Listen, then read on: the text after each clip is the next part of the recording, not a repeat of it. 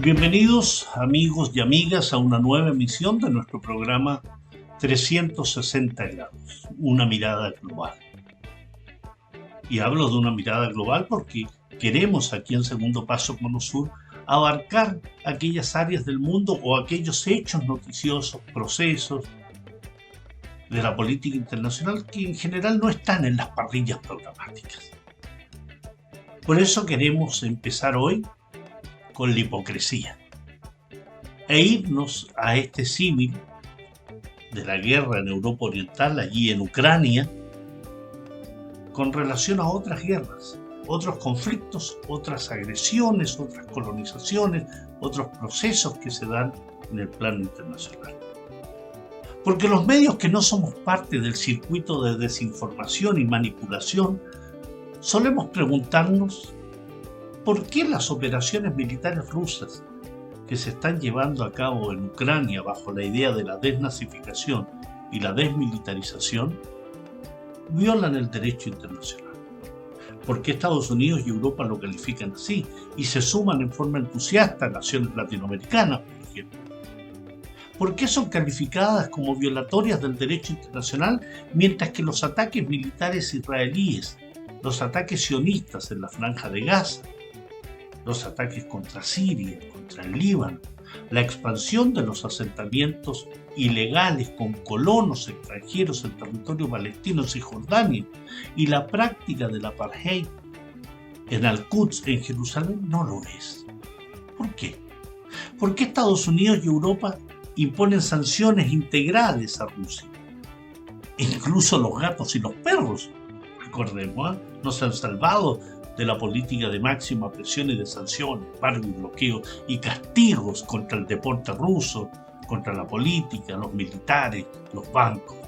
Mientras que Estados Unidos, Europa, sus aliados franceses, ingleses, alemanes, nunca han ejercido ningún tipo de acción contra Israel.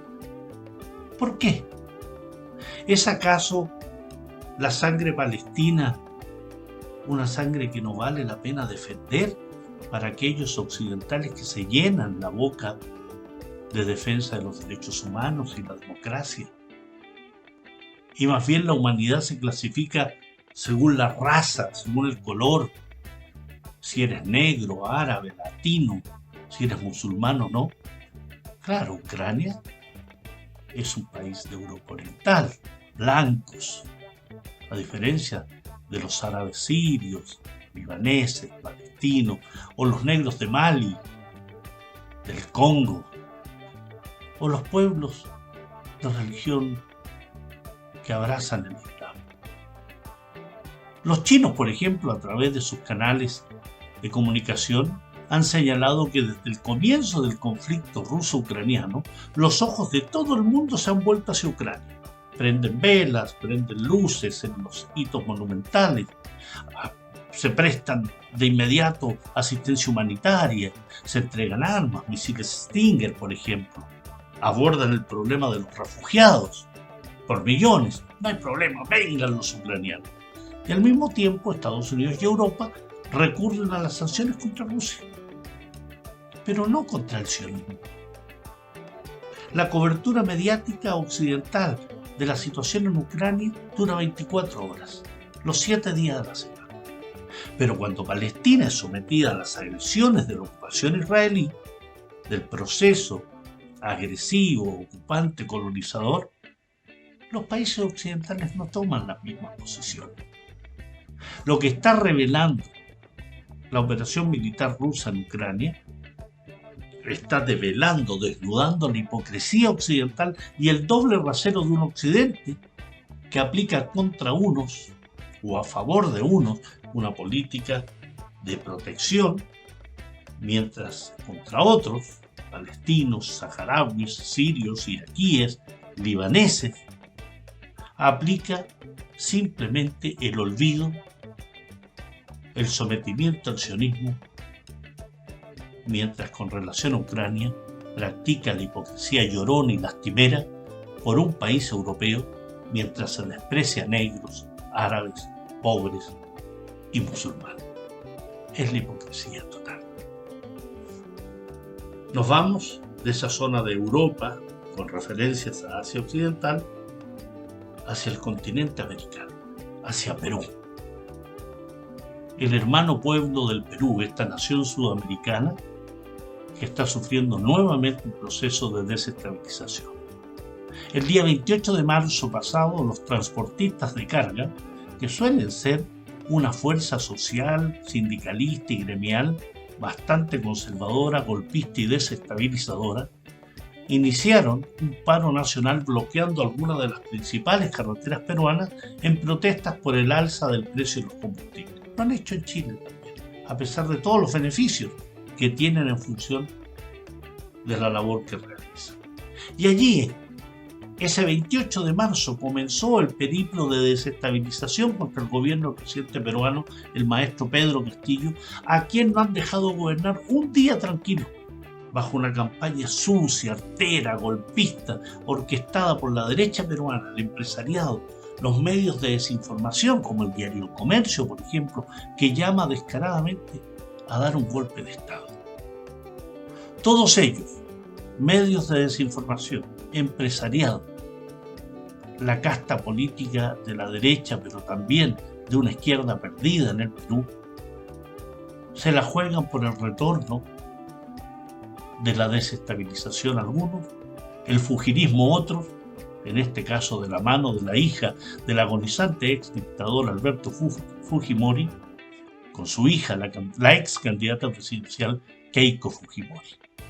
La situación es tan grave en el Perú que el propio primer ministro del Perú, Aníbal Torres, ha admitido la posibilidad de que caiga el gobierno de Pedro Castillo por las protestas actualmente en curso en el país. En el Perú todo es posible, dice Torres, en una entrevista internacional, dando cuenta que en los últimos 5 años el país andino ha tenido 5 presidentes, 3 congresos, producto de la inestabilidad política, pero también por los altísimos niveles de corrupción. Torres ha lamentado que esa situación no se haya superado. Dice él que se ha tratado de superar, de dialogar con la parte contraria, pero solo se fija en su propio interés. Lo creo absolutamente. La casta política peruana, transversalmente, solo se preocupa de sus intereses. Desde el inicio del mandato del maestro Pedro Castillo en julio del año 2021, este presidente ha tenido que enfrentar repetidos pedidos de vacancia por parte de la oposición para tratar de desbancarlo, de los que no reconocieron su victoria en las elecciones presidenciales y han causado la inestabilidad política presente hoy en el Perú, en este Perú tan inestable, que lo único que permanece, parece ser sin cambio o inalterable, es la pugna por el poder, aunque ello signifique crisis constante y el descrédito de una política que ya no da el ancho en beneficio del pueblo peruano. Situación negativa en nuestro hermano país sudamericano. Salimos de Perú y en lugar de tomar el océano y salir por el estrecho Magallanes, vamos a tomar la zona de Bolivia, el Chaco, Paraguay, vamos a salir por Brasil. Y nos vamos a cruzar el Atlántico y desembarcar en África, en el continente africano. Allí, o por ese continente, la Cruz Roja Internacional advierte que los conflictos, el cambio climático y el aumento de los precios de los alimentos está empujando a una cuarta parte de la población africana al hambre. El Comité Internacional de la Cruz Roja ha informado en el día de ayer, esto lo estoy grabando yo este miércoles 6 de abril, el martes 5 de abril, informó que unos 346 millones de personas están sufriendo hambre alarmante en África y que esa cifra probablemente va a aumentar en los próximos meses. El año pasado esa cifra, el año 2021, fue alrededor de 286 millones, es decir, 14, 54, 60 millones de africanos se han sumado a esa cifra alarmante de posibilidades de hambre. Es una crisis que se extiende por el conjunto del continente. Somalia, Etiopía, devastados ambos países por la sequía, hasta Mauritania y Burkina Faso en el oeste, es decir, toda esa franja subsahariana, saheliana, está en peligro.